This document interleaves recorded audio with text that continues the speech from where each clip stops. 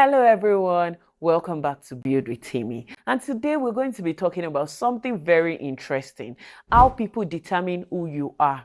Who you are is not about you saying, oh, I'm a good person, I'm a kind person. Who you are is about the behaviors you exhibit. You can stand with someone for just 5 minutes and depending on what behavior they exhibit, you can tell some things about them. For instance, you tell everybody, oh, me, I'm a good person. No, I'm a very easygoing person. And then the same you go to your favorite restaurant to have one of your favorite meals. Unfortunately, the waiter mixed up your orders and then you start shouting, cursing the waiter, causing a scene and making so much noise. You have contradicted yourself. In that situation, you were not kind. In that situation, you were not easygoing. You must understand that I'm not saying you shouldn't stand up for yourself or defend yourself, but you could have explained that they mixed up your order without creating a chaos or causing a scene. I'm sure you're wondering, how do I ensure I stand up for myself and I still behave properly outside? Let me explain. Something happened to me last month. So I went to this filling station to get fuel. And when I got to the place, there was a car buying, then there was a bike directly behind him. So I queued behind the bike. Immediately, that first car that was buying was done buying. One very cute golf car just came from the side and just took his place. And because of the bike that was directly in front of me, I couldn't overtake and fight for my right. So immediately that happened, the fuel attendant was already selling fuel to the bike man. So I came down from my car and the man that tried to overtake me was already opening his fuel tank and everything. And I told him, sir, I was here before you. And he said, no, it's a lie. I wasn't here before him. And I did not say anything. Instead, I turned to the fuel attendant and said, I was here before him and he cannot buy fuel before me. And the fuel attendant said, no, I did not see anything. No, I didn't even notice anything. I was just concentrating on selling fuel to this bike man. Two things had happened. The man had showed me he was an impatient person, and he had also showed me that he is not a very honest person and he doesn't like things to be done properly. The fuel attendant has showed me that he is not a good person to be a leader. He's not someone you can put in the position of leadership, and he's not a person that will stand for justice, and he likes when chaos happens. And immediately he said that thing, he just left like, you guys sort yourself out. I actually wasn't shouting. I was talking in my regular talking voice. This man was a commercial driver. A passenger in that vehicle said, madam, please, I beg, no vex, let him buy fuel. And I said, no, thank you for thanking me, but I don't have any problem. I didn't speak when nobody was speaking to me. I didn't shout. I didn't create a chaos. I was just there. And I told them that nobody was going to buy fuel until I bought fuel. What that meant was I was standing up for myself. I was not going to take nonsense. I'm a no-nonsense person, but I will also still maintain decorum and behave myself outside. When the fuel attendant came back, when he saw everything had been resolved, they even insulted him also that he was the one that was supposed to resolve this issue, yet he ran away. So you see that you can be calm, maintain decorum, and still fight for yourself. I'm imagining another scenario. If I was shouting, all hell was loose, and I was complaining, what would have happened most likely is, madam, calm down. Just let him buy, let him be going. But because I wasn't really saying anything, I wasn't speaking when I wasn't spoken to, I wasn't shouting. Nobody even knew there was a problem. People did not know what my capacity is, what my capability was. They didn't know what could have happened if they insisted the man should buy fuel first. And at the end of the day, he was still the one that faced the embarrassment. So yes, you can stand for yourself and still maintain decorum. If this thing happened to me a year or two ago, I'm sure I would have gone to my boot to remove my jack. Everybody in that filling station would have known that I'm there. And thank God, I even have a very loud talking voice. So if I'm shouting, nobody's voice can be louder than my own.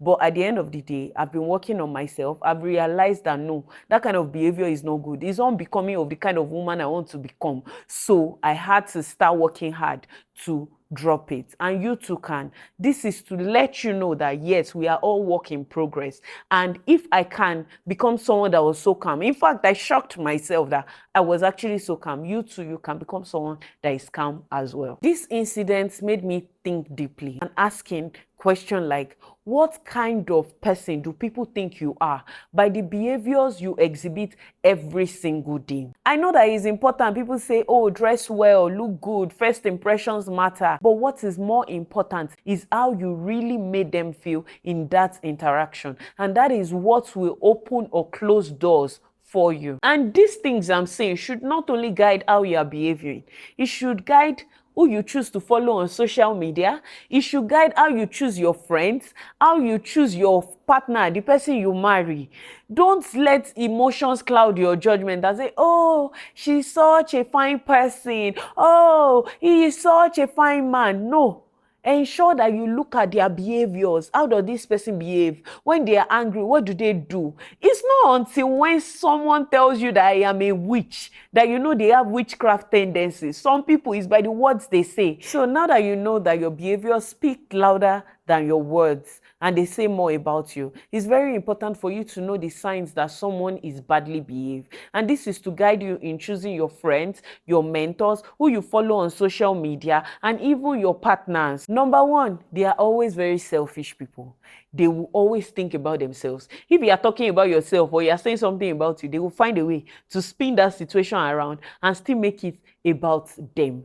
Every time they think about people, it is either how they can benefit from those people or how they can show their superiority to that particular person. They never think of service. They never think of how they can help. 2, lawlessness. They must jump queue. They love chaos. When two people are fighting, oh my God, that's a swell time for them. 3, their words are always destructive. They are either gossiping, tearing people down, insulting people. They don't have any kind words in their mouths. 4, they are always very bitter people. They don't have any love for anybody but themselves. You know, they are selfish anyways. Number 5, they are users. It is how people can benefit them. The only reason why they like that other people are existing is because those people can be available to serve them. They don't think of how they can help any other person. It's all about them, and them alone. 6, they are very proud people. They believe they are better than every other person. Lastly, they are usually lazy people. Not all the time. They are very badly behaved people that are hardworking too. But most times they are also very lazy. They are always looking for ways to cut corners, how they can get things easier. They know all the scam artists in the world. They know where to get it easier. So you must note that someone does not have to exhibit all of these 7 things that I have listed for you to conclude that they are badly behaved. And then you can't also conclude that someone is badly behaved simply because they exhibited 1 or 2 of them at different times, because we are all work in progress. Nobody is a perfect person. Me too, I have behaviors that I am working on, and so many other people too. So don't conclude because, oh, your friend did something that I mentioned in this video, the person is badly behaved and you're choosing to cut them off. But when that person exhibits that behavior, you need to watch them. You can give them small space and watch them for a period of time. If they exhibit numerous other behaviors simultaneously, you know that, no, this one is a bad person, and then you just need to let them go and leave them, or you give them enough space. You move them from friend to acquaintance. Now, let's talk about the consequences of being badly behaved. Number 1, you'll be a very hard person, hard to work with, hard to talk to, hard to do anything with. Oh my God, the worst thing is for you to have someone on your team at work that is badly behaved. You will be so upset all the time. So please, don't be that person. 2, you will always instigate chaos. Someone comes to tell you about what their husband did or what their wife did to them and say, me? If a woman should do that to me, she's going back to her father's house. 3, you will become a negative influence. You know that thing they say about show me your friend and I will tell you you are very, very correct. Because of your bad behavior, you continue to infest everybody that is around you, that becomes your friend with that bad behavior that you have. Finally, you will experience the consequences of that your bad behavior. And those consequences they're usually embarrassing and full of shame. So please ensure you are goodly behaved so that you don't experience those embarrassing consequences. I'm sure by now you're sitting down and counting, looking at all your behaviors. You're judging yourself. Am I a good person or am I a bad person? No, calm down. We are all work in progress. I said that before. We are all fallible. We are human beings. It's only God that cannot make mistakes. You see, all of us human beings, we can make mistakes. The most important thing is we are working hard to become better people. And also, aside this, there are some people, no matter what you do for them, they will still think you are in their bad books. You cannot please everybody. So you need to know yourself and be happy with yourself that, okay, I'm fine. There are even times you exhibit behaviors you are not proud of. So long as in future you are taking steps to ensure that, no, this behavior, it must not be seen in my body again. I must not have exhibit this kind of behavior again. You are still good. But what is wrong is if you are badly behaved and you're still saying, yes, yes, I did it, that's the one that is wrong. That being said, now let's talk about how you can develop good behaviors. And when you make mistakes, you can easily get back on track. Ask God to help you. Like I always say, there's nothing God cannot help you with. No matter that behavior. Honestly, I actually had God, please remove anger from my life. I don't want to be an angry person again. I was actually seriously and intentionally praying about it for a very long time. God, make me more patient. So no matter what that bad behavior is, once you've acknowledged it, take it to God and God will help you. Intentionally replace those bad behaviors with good ones. Let's say you notice that you tell lies a lot. Now start consciously telling the truth every single time, and then you would see that over time you will just start telling more truths than lies, till one time you get to the point where you can't even lie again. Go to the people that you exhibited those behaviors to, go and confess or go and apologize. For instance, you tell lies, go back to those people and go and start confessing that that thing I said is the truth. As an adult, there is no greater corrector than shame.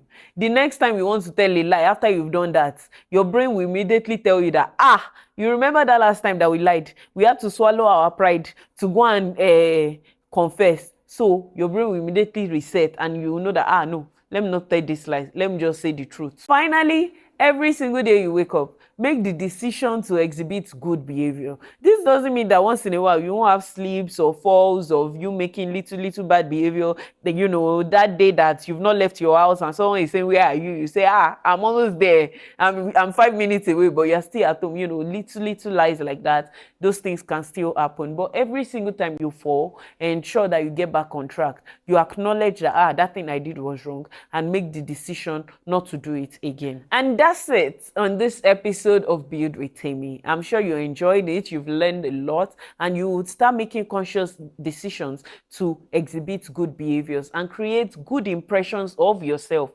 everywhere you go. Because your behavior has the power to either open or close doors for you. And I know because you have to fulfill your purpose, you want your behavior to always open doors for you. So you must always be good. I hope and pray God strengthens you enough to always exhibit good behaviors every single time. Thank you so much for watching. My name remains Temitope Odenyika. Don't forget to like, share, comment, and also send an email to me at buildwithtemi@gmail.com. I would love to read from you. Till you see my beautiful face again next week, stay blessed.